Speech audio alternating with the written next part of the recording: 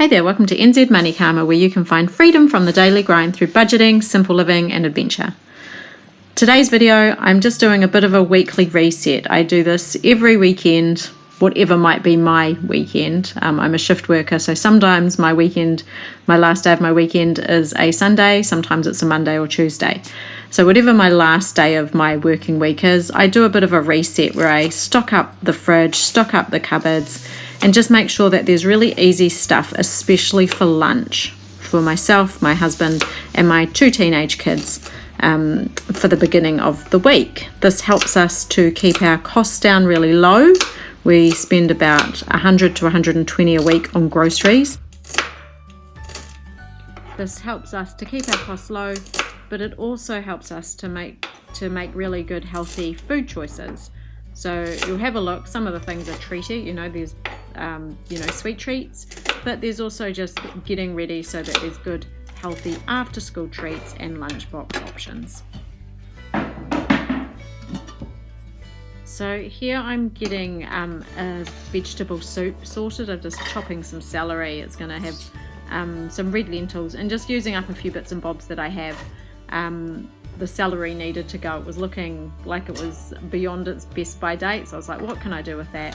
And I find a good healthy soup is really good in autumnal weather and in winter, just for sitting on the stove top for when kids come home from school. Often they will just have a cup of soup with a chunk of bread with butter, and that will kind of keep them going till tea time. It also acts as a really good backup for a night when maybe I might be running behind with dinner, or I haven't produced like the perfect dinner. Having a good healthy vegetable soup to start with, kind of like an entree, is a way that I can feel like, okay, the kids and ourselves got the right kind of nutrients in their bellies tonight, even if the main meal was a little bit average. So that helps me keep the cost low. This soup is super cheap to make.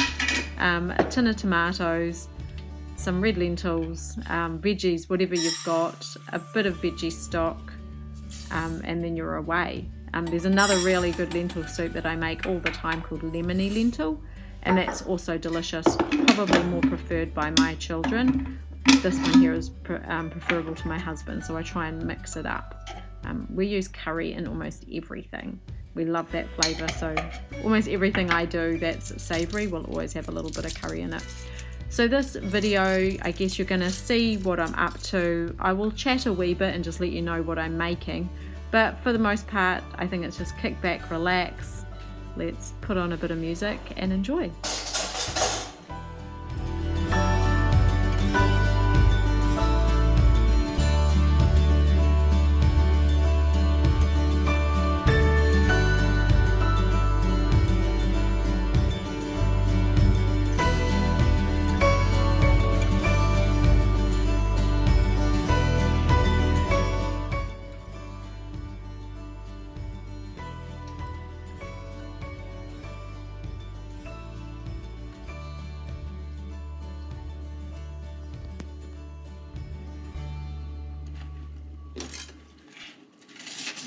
Next I'm on to a lunchbox salad, and I do this just really so that I can get some vegetables into my kids for lunch. If I don't do this, the chances of them making a salad to put in their buns is quite slim. So I chop up a lettuce, an iceberg lettuce, grate a couple of carrots, a bit of cheese, and then that can be grabbed every morning when they're making their buns, and they can add a bit of sandwich meat to that. Just makes it really easy to have a healthy lunch. And I also use it for evenings when maybe my dinner or the dinner that I'm preparing needs a little bit of salad, and I might just add a tomato or some beetroot, something like that, just to zhuzh it up a wee bit. But it just gives a base. It just makes life really easy, and again, it's about keeping costs low as well as making life easy. I'm a working mum, so I need to kind of cover all my bases.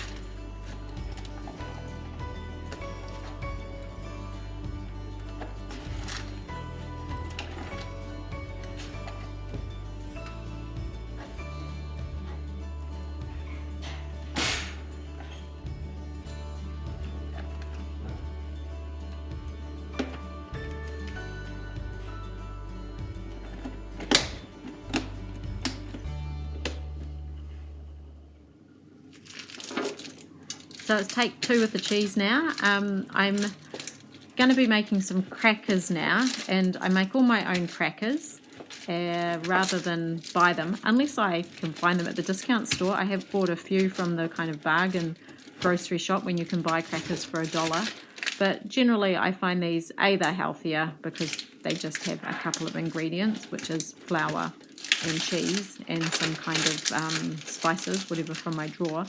You'll see when I was grating that though, I was actually grating it on the skinny grater. And that was a great tip from someone on my YouTube channel. So thank you for that. Grating on the skinny grater gives you kind of volume without wasting it. And so now I just ask the kids to grate, when they're grating cheese, just to grate it on that skinny side. And they do make fun of me a wee bit. And I'm sure if it got out into my wider family that I asked them to do that, they would also be making fun of me. But you've got to just say what's most important. What's important in our family is that we eat healthily, that we eat on budget, we buy organic where we can, and that we have money left over for the things that make our life memorable and the things that we love doing. And sticking to my budget is one of the things that helps make that happen. So, and baking powder. That was the other ingredient in those crackers. Other than that, it's just a bit of water. So I'm going to get on and do that. I'd say the hardest part of making crackers is rolling them out. That's for me the hardest. The only thing I have is this little tiny rolling pin that I bought for my kids years ago when they were at play centre, so like kind of kindy. They're very old, but they've lasted well, and yeah, that's just all I have to use, so that's what I use.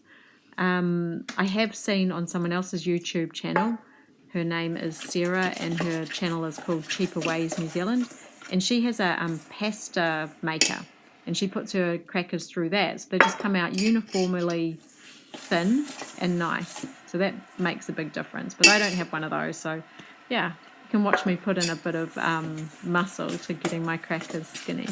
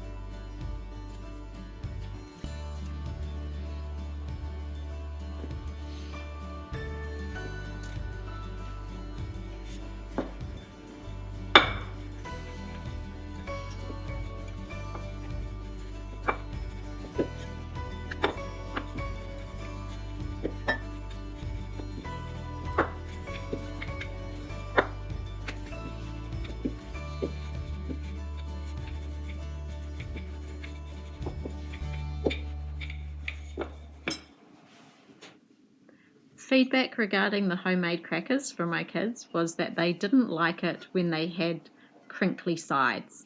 So it wasn't that they didn't like the taste, but they didn't like having crackers in their lunch boxes at school that looked so very different from other people's, and that, you know, they had kind of the raggedy rolled out sides.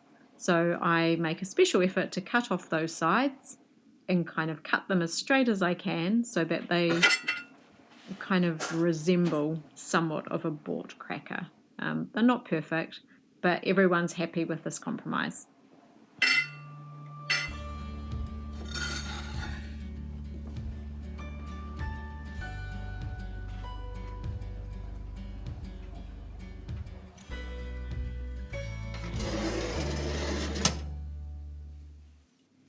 So while they're in the oven baking, I'm on to bliss balls. These are my personal favourite. Like I said earlier, I'm a shift worker, so I start work often at something starting with a 6 in the morning. So it's super early, and I'm not ready to eat before I go to work. I don't want to be eating at 5 o'clock, say. So I need something that I can just grab, like literally pop in my mouth and then run. That's the kind of job I have. It's not a job where you can guarantee that you have your break at a particular time. It's you aim for a particular time and then kind of hope for the best. and at least 50% of the time you might miss out. So having something that I can just sit in my kind of workspace that I can walk past, grab, literally put in my mouth and munch and keep walking is really useful. So these have all sorts of goodness. They're kind of a new recipe. I have been experimenting a wee bit with what goes in them. You can see here I'm adding peanut butter, and I don't want to waste any of that. I buy 2 kg little buckets of organic peanut butter, and they're pretty pricey. And then I decant them into this other container, and that's what I put in the cupboard. So that's what the kids see. And that would last probably a couple of weeks when that's mostly full. Now that it's pretty much empty, the kids won't bother trying to get anything out of that or just sit there looking like that. So for my baking, I'm going to really put in a bit of effort to try and scrape out all the peanut butter that I can.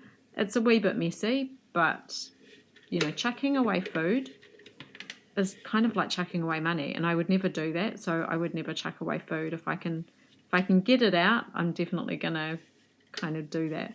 I have seen on another person's YouTube channel, and I can't remember the name, but she is Dutch, and she has done a kind of video all about these funny little things that they have in the Netherlands to kind of help scrape the bottom of the barrel, whether it be soap or things like that. So if I do get to Europe at the end of the year, as is my plan, I will be in the Netherlands, and I will actually be looking around for one of those things. That will be my souvenir. So I've done the things that need to be melted on the stovetop, and I'm just going to gently melt them. And then now I'm getting my dry ingredients that I'm going to blitz. So to me, the secret ingredient is having dried apricots rather than just dates. So I've got, a measurement, a few handfuls of each. Dried apricots, dates. I'll get some nuts in there. Oh, I had some raisins as well. I don't have many raisins in the cupboard. No one particularly likes them except for me. But I do have that leftover jar, so I thought I might as well use them up. And then it's just a matter of adding the bits and bobs that you like. We've got 10 kgs of walnuts kind of hanging around. I don't want them to go rancid, so I have to use them rather than just hoard them. Some sesame seeds. And sometimes you can put in things like cocoa powder. I always roll them in coconut, so I don't add that now.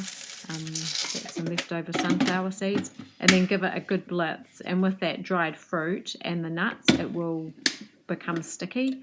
Combine that with the wet ingredients, and you've got some delicious bliss balls.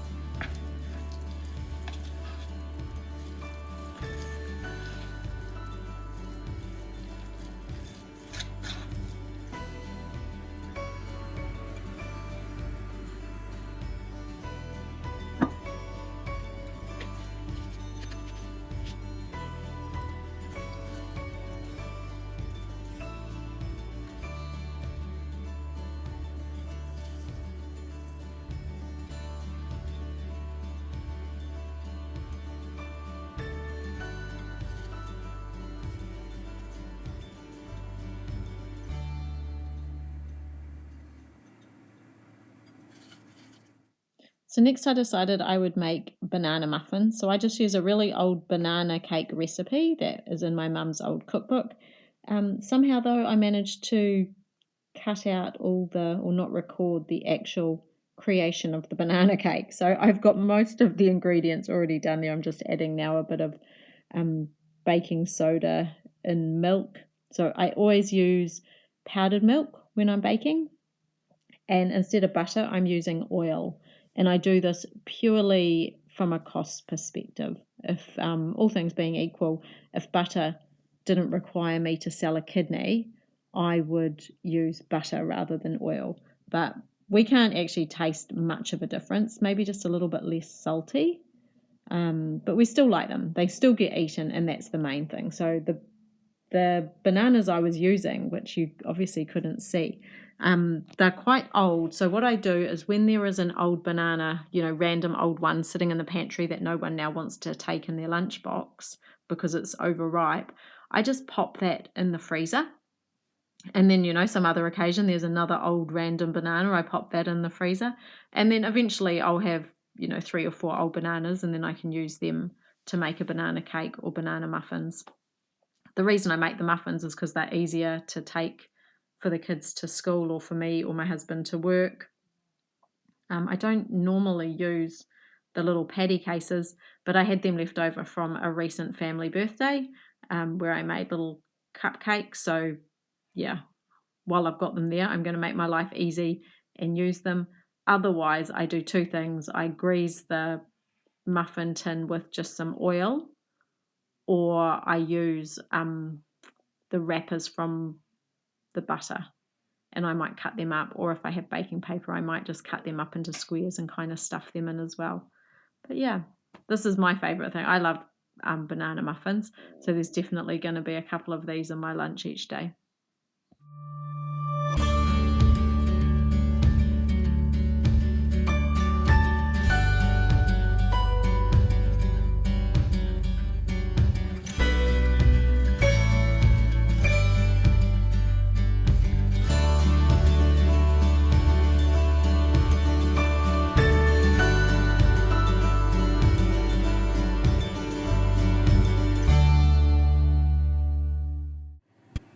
Next, I had an idea of how to use up some polenta.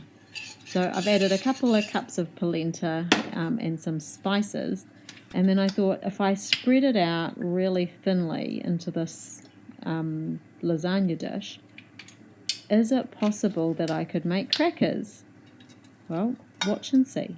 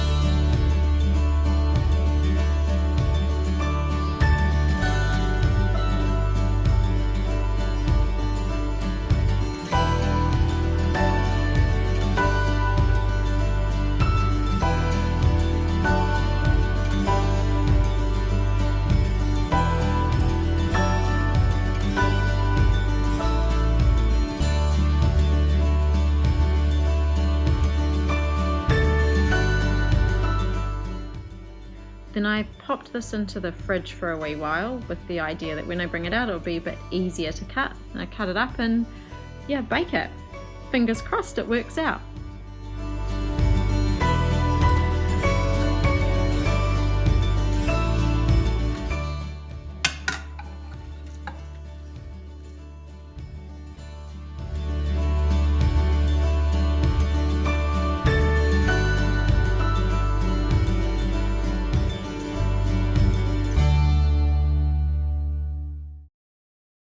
While those are baking, I'm heading outside to collect some feijoas. So there's fruit for lunch.